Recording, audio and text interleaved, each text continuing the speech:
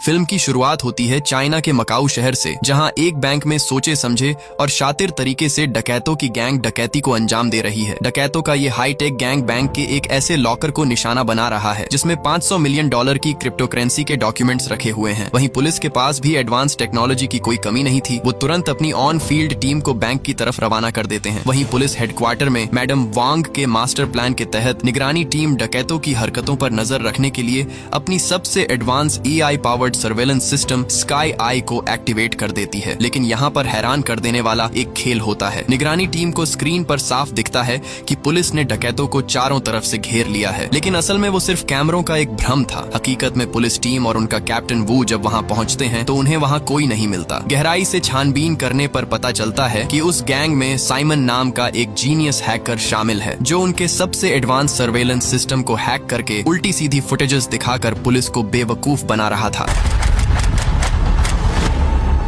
इसके अगले दिन पुलिस लॉकर के असली मालिक को पूछताछ के लिए थाने बुलाती है। मालिक खुलासा करता है कि जो डॉक्यूमेंट्स चोरी हुए हैं वो क्रिप्टो करेंसी के पासवर्ड का सिर्फ आधा हिस्सा है, और जब तक डकैतों को बाकी का आधा हिस्सा नहीं मिल जाता वो नाक रगड़ लें, पैसे नहीं निकलने वाले। फिर क्या ये सुनते ही पुलिस को यकीन हो जाता है कि लुटेरे अब पासवर्ड के दूसरे हिस्से को चुराने के लिए हाथ पैर मारेंगे, और उनका ये अंदाजा बिल्कुल सही निकलता है। ये गैंग अब जेज डिजिटल एसेट मैनेजमेंट की बिल्डिंग पर धावा बोल देते हैं। वो डेटा सेंटर में घुसने में कामयाब हो जाते हैं और वहाँ के बड़े बड़े करोड़पतियों के करोड़ों के क्रिप्टो एसेट का पोर्टफोलियो चुरा लेते हैं। और जैसे ही हैकर साइमन डेटा ट्रांसफर करना शुरू करता है, पुलिस की टीम वहां आ धमकती है और चारों तरफ अफरा तफरी मच जाती है।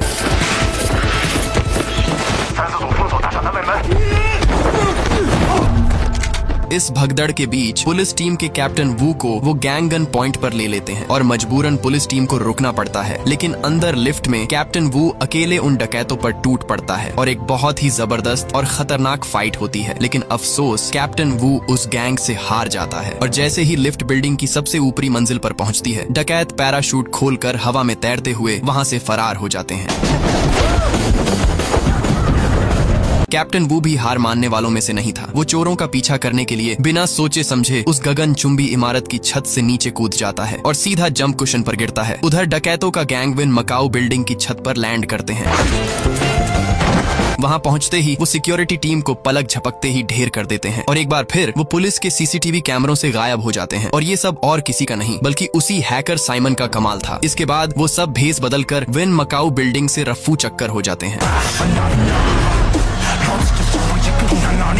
चोरों की इस चालाकी के आगे पुलिस का पूरा प्लान फेल हो जाता है और वो एक बार फिर इस बड़े गिरोह को पकड़ने में नाकाम रहते हैं। नतीजा ये होता है कि $500 मिलियन का मालिक गुस्से से लाल पीला हो जाता है और पुलिस को जमकर गालियां देता है और उन्हें निकम्मा और बेकार समझता है। इस करारी हार से पुलिस की इज्जत दांव पर लग जाती है, जिसके बाद कमिश्नर तुरंत एक इमरजेंसी मीटिंग बुलाते हैं। जब पुलिस के सारे आधुनिक रास्ते बंद हो जाते हैं तो वो मजबूरन अपने सबसे पुराने और लेजेंडरी डिटेक्टिव एक्सपर्ट वोंग को रिटायरमेंट से वापस बुलाने का फैसला करते हैं। वोंग ने अपने पूरे करियर में सैकड़ों बड़े मामलों को सुलझाया था, पर उनके गुजरे कल में एक ऐसा काला पन्ना भी था जिसका दर्द आज भी उनके सीने में चुभता है। दरअसल उनकी एक मामूली सी भूल ने उनके अपने ही एक पुलिस वाले दोस्त को मौत के घाट उतार दिया था। खैर अगले दिन दो पुलिस वाले लियू और एक नौसिखिया टैलेंटेड लड़की क्यूगो को वोंग पर नजर रखने का काम सौंपा जाता है। क्यूगो पीछा करते हुए वोंग के पीछे पीछे एक रेस्टोरेंट तक पहुंच जाती है, लेकिन वोंग इतने शातिर खिलाड़ी थे कि वो तुरंत पकड़ लेते हैं कि कोई उनका पीछा कर रहा है। और यहाँ पर एक सच सामने आता है, ये कि क्यूगुओ उसी पुलिस वाले दोस्त की बेटी थी जिसे वोंग ने मिशन में खोया था। पकड़े जाने के बाद क्यूगुओ वोंग को सब कुछ बताती है कि कैसे कुछ डकैतों की टोली ने पुलिस की नाक में दम कर रखा है, जिन्हें पकड़ने और इस मिशन की कमान संभालने का क्यूगो उन्हें इन्विटेशन देने आई है। इसके अगले दिन हमारे legend Wong Macau police station पहुंचते हैं और मैडम वांग और उनकी टीम से मिलते हैं, जहां उन्हें इस केस को लीड करने की रिक्वेस्ट की जाती है। जिसके बाद वोंग टीम की कमान संभालते हुए CCTV फुटेज की बारीकी से जांच करके उन चेहरों को ढूंढना शुरू कर देते हैं जो इस बड़ी डकैती का हिस्सा थे, और महज कुछ ही देर में वो उस शख्स को ढूंढ निकालने में कामयाब हो जाते हैं जिस पर इस पूरे गैंग का लीडर होने का शक था। तुरंत इस खोज को लेकर पुलिस हेडक्वार्टर में एक इमरजेंसी मीटिंग बुलाई जाती है। वोंग अंदाजा लगाते हैं कि ये खतरनाक मास्टरमाइंड कोई और नहीं बल्कि फुलॉन्ग है, एक रिटायर्ड स्पेशल फोर्स का कमांडो जो कभी एक बेहद गुप्त और एलीट टीम का हिस्सा हुआ करता था, लेकिन अब वो क्राइम की दुनिया में कदम रख चुका है, जिसे शैडो के नाम से जाना जाता है, क्योंकि वो हमेशा पुलिस के जाल साल से साए की तरह गायब हो जाता था। लेकिन साल 1999 के बाद से वो अचानक बिना कोई सुराग छोड़े पूरी दुनिया की नजरों से गायब हो गया था। शुरुआत में वोंग सुझाव देते हैं कि डकैतों पर नजर रखने के लिए ओल्ड टाउन इलाके में एक खुफिया जासूसी टीम भेजी जानी चाहिए, लेकिन तभी उन्हें पता चलता है कि पुलिस विभाग ने इंसानी जासूसों की उस टीम को बंद करके उसकी जगह एआई को तैनात कर दिया है। मगर हकीकत सबके सामने थी, ये एआई तकनीक चोरों को पकड़ने में पूरी तरह नाकाम साबित हुई थी। यही वजह थी कि मैडम वांग ने वोंग से अपनी एक स्पेशल टास्क फोर्स बनाने को कहा, क्योंकि कुछ भी हो जाए इंसान का दिमाग हमेशा एआई से कई गुना ज्यादा समझदार और चालाक होता है। दूसरी तरफ अपने गुप्त ठिकाने पर शैडो अपने गैंग पर बुरी तरह भड़क रहा था। उसकी पूरी जिंदगी में ऐसा पहली बार हुआ था कि उसकी कोई तस्वीर या फुटेज पुलिस की सीसीटीवी कैमरे में कैद हो गई हो। वो गुस्से से पागल हो रहा था, क्योंकि अब उसकी और उसके पूरे गैंग की जान खतरे में थी। गुस्से में आकर वो हैकर साइमन को जान से मारने ही वाला था, लेकिन सही मौके पर साइमन के बड़े भाई सिवांग ने बीच में आकर साइमन की जान बचा ली और बाकी लोग शैडो को वहां से ले जाते हैं।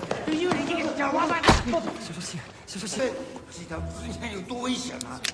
अगले दिन कहानी का रुख मुड़ता है क्यूगो की तरफ, जो एक जिम में बॉक्सिंग की ट्रेनिंग कर रही होती है। तभी वहाँ पुलिस के कुछ दूसरे घमंडी ऑफिसर आते हैं और क्यूगो का मजाक उड़ाने लगते हैं कि एक पुलिस वाली के हिसाब से उसका शरीर बहुत छोटा और कमजोर है। वो यहाँ तक ताना मार देते हैं कि क्यूगो को पुलिस की ये नौकरी सिर्फ इसलिए मिली है क्योंकि उसके पिता भी पुलिस में थे। ये सुनकर क्यूगो का खून खौल उठता है और वो बिना कोई बात किए अकेले ही उन सारे अफसरों को पीटकर सीधा कर देती है।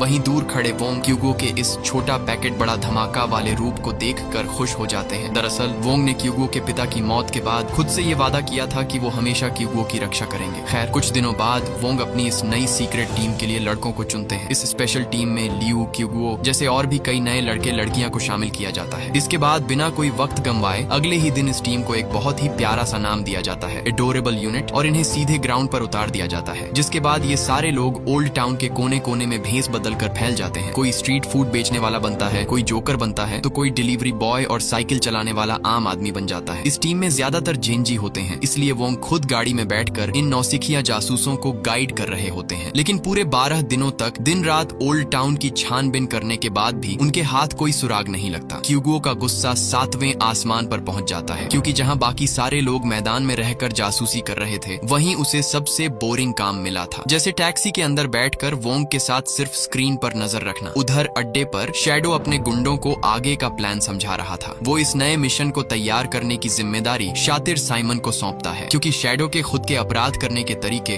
अब पुराने हो चुके थे। अपनी साजिश को अंजाम देने के लिए साइमन एक अनाथ आश्रम के अंदर छिपकर पूरी प्लानिंग कर रहा होता है। और यहाँ एक बड़ा और चौंकाने वाला सच सामने आता है कि शैडो के गैंग के ये जितने भी लड़के हैं वो सब इसी अनाथ आश्रम के बच्चे थे, जिन्हें शैडो ने पाला पोषा है। और यही वजह थी कि ये सब शैडो को अपना भगवान मानते थे और उसके हर खूंखार हुक्म को अपना फर्ज समझते थे। इधर मिशन के 15वें दिन क्यूगो जब बाजार में खाना खरीदने जाती है तो उसकी नजर एक सुनसान गली पर पड़ती है, जहां 3 गुंडे 2 लड़कियों के साथ बदतमीजी कर रहे थे। एक पुलिस वाली होने के नाते उसका जनता को बचाने का जज्बा तुरंत जाग उठता है। वोंग वायरलेस पर उसे बार बार रुकने और शांत रहने के लिए कहते हैं, लेकिन क्यूगो उनकी बात अनसुनी करके अकेले ही उन गुंडों पर टूट पड़ती है। मगर इस बार पासा उलटा पड़ जाता है। क्यूगो अकेले उन 3 भारी भरकम बदमाशों का सामना नहीं कर पाती और मुसीबत में फंस जाती है। खुशकिस्मती से इससे पहले कि कोई अनहोनी होती, वोंग सही समय पर वहां पहुंच जाते हैं और उन बदमाशों को धूल चटाकर क्यूगो को बचा लेते हैं। इसके बाद जैसे ही वो दोनों वापस अपनी गाड़ी में बैठते हैं, वोंग गुस्से से आग बबूला होकर क्यूगो को जमकर डांटते हैं। वो समझाते हैं कि भले ही वो कानून के रखवाले हैं, लेकिन इस सीक्रेट मिशन के दौरान ऐसी बेवकूफी करना भारी पड़ सकता था, क्योंकि इससे उनकी असली पहचान दुश्मनों के सामने आ सकती थी और पूरा मिशन तबाह हो सकता था। यहाँ वोंग एक बेहद भावुक और दर्दनाक कहानी सुनाते हैं कि आखिर वो क्यूगो पर इतना क्यों चिल्ला रहे हैं। वोंग बताते हैं कि सालों पहले उन्होंने भी ठीक ऐसी ही एक बचकानी गलती की थी। जब वो क्यूगो के पिता के साथ एक बहुत बड़े मिशन पर थे, तब वोंग ने एक बच्चे को किडनैप होने से बचाने के लिए बिना सोचे समझे बीच में छलांग लगा दी थी। सही समय पर सही फैसला न होने के कारण उनका जो असली टारगेट था, जो चीन का एक बहुत बड़ा माफिया था, उसे पता चल गया कि वोंग और उसके साथी असल में अंडरकवर पुलिस वाले हैं। अपनी पहचान उजागर होने की इसी भारी कीमत के रूप में क्यूगुओ के पिता को अपनी जान गंवानी पड़ी और दुश्मनों ने उन्हें बेरहमी से मार डाला और यही उनकी जिंदगी का सबसे बड़ा पछतावा था, जिसका बोझ वो आज भी अपने सीने पर लेकर जी रहे हैं। वोंग के अतीत की ये दर्दनाक दास्तान वायरलेस के जरिए पूरी टीम सुन रही होती है, जिससे कुछ पलों के लिए सब भावुक हो जाते हैं। लेकिन तभी वोंग और क्यूगुओ की नजर बाजार में एक ऐसे शख्स पर पड़ती है जिसका हुलिया बिल्कुल शैडो से मिल रहा था। वोंग बिना एक पल गंवाए ये खबर पूरी टीम को देते हैं और हेडक्वार्टर से लेकर ऑन फील्ड टीम तक सब अलर्ट हो जाते हैं। जैसे ही टीम के बाकी लड़के बाजार की तरफ बढ़ते हैं, वोंग क्यूगुओ को समझा बुझाकर गाड़ी से नीचे उतरने को कहते हैं। वोंग अपनी टीम को इस तरह से आगे बढ़ाते हैं कि उस संदिग्ध शख्स का चेहरा कैमरे में साफ आ सके। इधर क्यूगुओ भी कमाल की एक्टिंग करती है और टेबल के नीचे अपना झुमका ढूंढने का नाटक करने लगती है और बस इसी पैंतरे से आखिरकार दुश्मन का चेहरा कैमरे में लॉक हो जाता है। इसके बाद क्यूगुओ शैडो का पीछा करते हुए एक बिल्डिंग की लिफ्ट में चढ़ जाती है और वहाँ की रहने वाली एक आम लड़की होने का नाटक करती है। लेकिन दोस्तों, शैडो कोई कच्चा खिलाड़ी नहीं था। उसे तुरंत क्यूगुओ पर शक हो जाता है और वो अपनी जेब से एक खतरनाक चाकू निकाल लेता है। लेकिन धन्य हो हमारे वोंग साहब का शातिर दिमाग, वो बड़े बड़े खतरनाक मुजरिमों के उस्ताद रह चुके थे। वो ऐन मौके पर लिफ्ट में घुसते हैं और खुद को क्यूगुओ का पिता बताकर उसकी जान बचा लेते हैं। फिर वोंग कुछ ऐसी बातें करते हैं कि शैडो का शक पूरी तरह से खत्म हो जाता है। यही नहीं, वोंग यहाँ अपना सड़ा हुए सेब वाला मास्टर स्ट्रोक खेलते हैं। दरअसल वोंग ने उस सेब के अंदर एक बेहद छोटा खुफिया कैमरा लगा रखा था, जिसकी मदद से निगरानी टीम को ये पता चल जाता है कि शैडो इस बिल्डिंग के कौन से फ्लैट में रहता है। दुश्मन का ठिकाना मिलते ही वोंग और क्यूगुओ उसी बिल्डिंग में एक कमरा किराए पर ले लेते हैं ताकि शैडो की हर हरकत पर